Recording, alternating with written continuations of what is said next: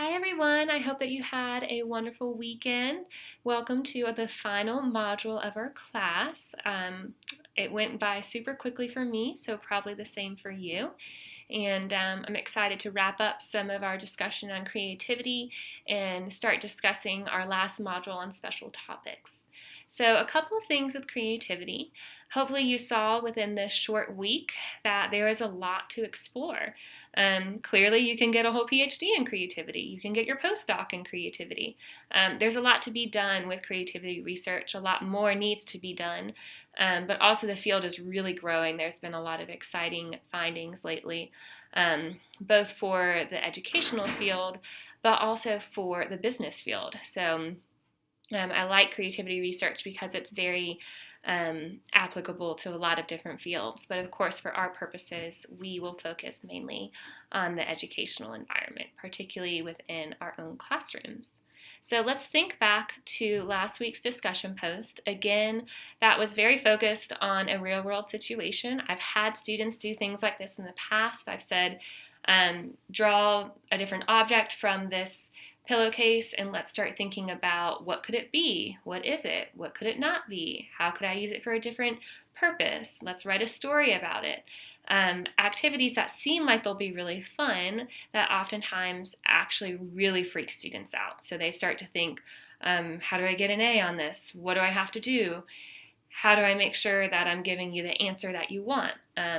And oftentimes I have to do a lot of scaffolding and support to help my students see the importance of creative problem solving and help them develop those creative problem solving skills. So I wanted to unpack a couple of your answers. The majority of you said that the first thing this teacher can do is help their students understand what creativity actually is. So let's define creativity for them so they have a greater understanding of what creativity is. Unfortunately, that's not very easy to do. As you've seen from the readings, there's a lot of different definitions for creativity. I did want to counter that if you look into basically any field, there are a lot of definitions of different terms. So take, for example, intelligence. It is pretty much accepted within our culture that we can measure intelligence. The most common way to measure intelligence is the IQ, intelligence quotient. However, if you really start digging into the IQ test, it's got a lot of stuff going on. It's not perfect. And there's a lot of debate on, is this intelligence? Is this achievement? Is it separated from culture? Is it crystallized intelligence? Or is it multiple intelligences? Is there one single intelligence? You can look into researchers like Gardner or Spearman and start to really understand that intelligence is oftentimes just as convoluted as creativity. Now, intelligence is not necessarily the focus of this course, or at least this module, but I did want to point that out. When I tell individuals that I study creativity, I get a lot of weird looks, like, how can you do that? We don't even really know what creativity is. But I would counter that argument and say, well, it's kind of the same with intelligence. We're not 100% sure of one definition for intelligence either, but we're still studying it. So really the reason for that is because creativity is what we call a construct. So the word construct in psychology, particularly educational psychology, is used to describe a term that is not easily defined by what we would call like a dictionary definition. So a construct has lots of different facets, and in order to really fully explain this topic, we have to look at the different facets. One of the most popular ways to define the creativity construct, as you saw in your reading, is the 4 Ps. So you've got the creative person, the creative product, the creative press or environment, and the creative process. Now, in society, we typically focus on the creative product, which creates a lot of stress for our students. So we think, to be creative, I need a work of art. To be creative, I need an invention. And in doing that, we lose focus on the process, we lose focus on the environment, and we lose focus on the creative person. Now, one important note with creative product is it does not have to be a tangible product. So oftentimes in our mind, we think about like a sculpture, But there are also researchers, myself included, that would use this product definition and expand it to things like a creative idea and calling that a product in and of itself. So the first thing that I would do in this situation is probably cover those 4 P's. So I'd help the students see creativity is not just one thing, it is a construct, and we would unpack this creative person, creative process, creative product, and creative environment.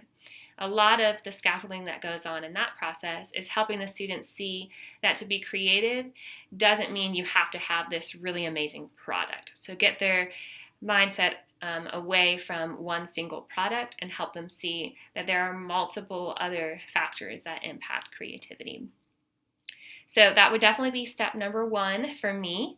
Looking at my notes here, the majority of you went from saying let's help the students define creativity, within that helping them see why creativity is important, giving them different types of articles. Employees are always saying, we want more creativity, we want more creative problem solving. It's interesting to see what they are defining as creativity. So that kind of differs. But pretty much across the board, you'll be surprised to find any employee that says we don't want a creative problem solver. So everyone's demanding it, yet we're not quite sure how to define it. And that's really why I'm such a fan of looking at this construct and not just looking at one definition, but thinking about multiple ways to encourage creative thinking. So that segues into the second point. A lot of you said we need to provide some scaffolding for these students, which I totally agree. First of all, oftentimes in a gifted education classroom, it's high pressure. So we're doing really intense critical thinking, we're doing advanced problem solving. All of a sudden you give them a very open-ended activity, they're going to freak out. So you have to give them some sort of scaffolding. That scaffolding can come in the form of targeting the creative process, but also targeting the creative press or environment. And several of you mentioned both of these.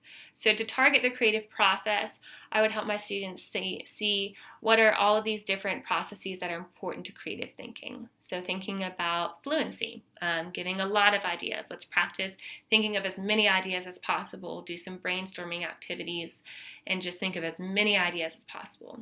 Then maybe thinking about originality. So let's think of as many unique ideas as possible that no one else in your class will have. Then moving on and thinking about elaboration. So let's add some ideas to these add some ideas to our original thoughts and really elaborate on them and make them more detailed. So even parceling out creative problem solving like that. I had several other students say, let's focus on problem finding, which is oftentimes quoted as the first part of the creative thinking process. So even breaking down the stages of creative problem solving and helping them see first, let's find a problem to solve, would also be a good process of doing that. Activities like Scamper, several of you quoted that, would be really impactful. Also, if we think about perspective-taking activities such as those DeBono's thinking hats, that's also a good scaffolding activity. Several of you mentioned first doing a whole class activity, which I would definitely support to help them realize that this is a safe environment. So when we look at creative press, one of the big factors is you have to feel safe to give a kind of unusual idea. Torrance would call that being a minority of one. So you have to feel safe proposing an idea that may sound kind of crazy. So if on Monday we're talking about quadratic formulas and Tuesday all of a sudden I'm asking you to do this creative problem solving activity, that jump needs some sort of support. So starting out on a whole class environment, modeling some of these strategies first, and then splitting the students into the small groups would definitely be a good practice in order to kind of build those creative thinking skills. That's also building what we call ego strength, which is super important in terms of creative problem solving. So those are some good strategies to help get us into this creative problem solving. My personal opinion is that it's hard for students when they're always going back and forth between here's some very intense, you have one right answer, one wrong answer one day, all of a sudden the next day we want everything to be open-ended. That's really overwhelming for a child. So in terms of creativity research, it's really good to constantly be supporting creativity rather than just saying, Friday we're going to do our creative challenge. So there is a lot to be said about interweaving creativity within the content areas at all times. A lot of my research focuses on teaching content in a creative manner so that we're simultaneously teaching creative thinking skills and also teaching the content area. So for this specific case study, I agreed, let's first help our students see what creativity is. Let's maybe focus on these 4 P's of creativity, help them see that it's not just one thing, and then let's provide some modeling and some scaffolding, making it really clear to them that there's not one right or wrong answer and providing that help along the way. Most importantly, it would be important that this is not a one-time activity, that this is something we are constantly doing across content areas. So there's my spiel on creativity. I had some people email me with specific questions. I'd love to talk to you about this. It is clearly something I'm very interested in. So if you have any more questions, let me know. But let's jump into this week. So we are doing special topics this week, which is one of my personal favorites, although I probably say that every week. But special topics is fun because I really get to learn from you all. So for our last 2 weeks, it's going to look a little bit different, mainly because we don't have the same setup. So you don't have like a library and your discussion post. This week is a lot more independent. So let's go over a couple of requirements and dates just to make sure that we're clear. This is all already posted on Blackboard, but just to reiterate a couple of things. So what we're doing is each of you has the opportunity to choose a special topic that you would like to explore in a little bit more detail. I leave this really open-ended. Anything that's related to gifted and talented education is fair game. And if you are having trouble finding a topic, or if you're trying to decide between a couple of topics, please feel free to shoot me an email at any time, and I can tell you what might be the best direction to go in. So the purpose of this is for you to choose a topic, do some independent research, and really consolidate your findings into one presentation. So make sure that you look at the requirements for your PowerPoint presentation. There's a couple of things that you need to make sure to include in there. Basically what you're doing is you're building a very consolidated library for your fellow classmates to look into about your specific topic.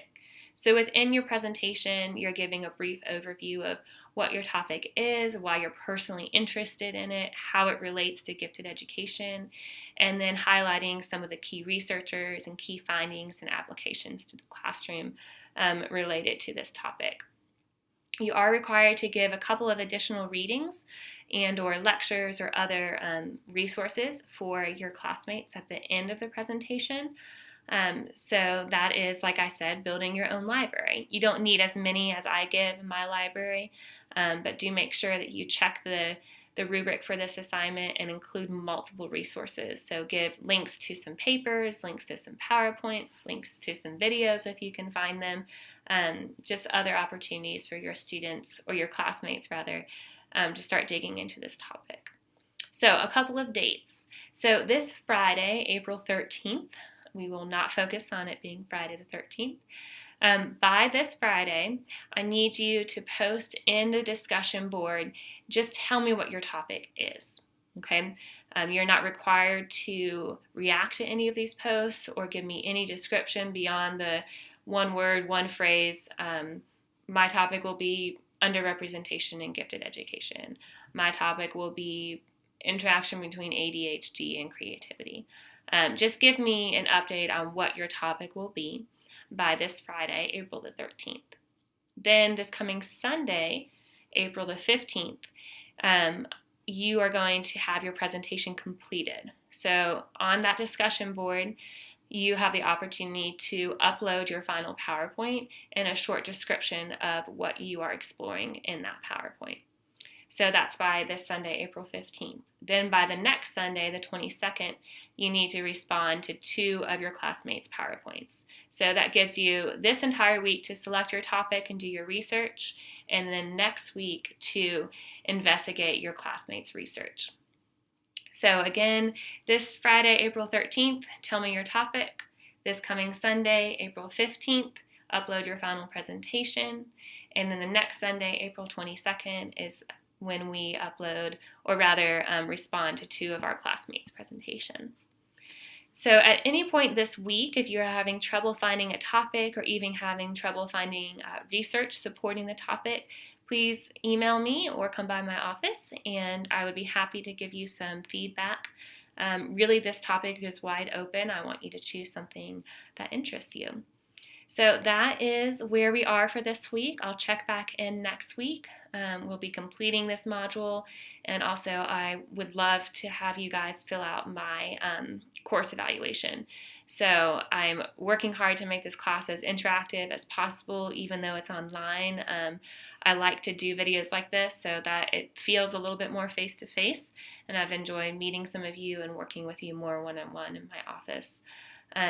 So there we go. That's all we have for this week. And as always, if you have any questions, please check in and I'd be happy to help. All right. Thanks, guys.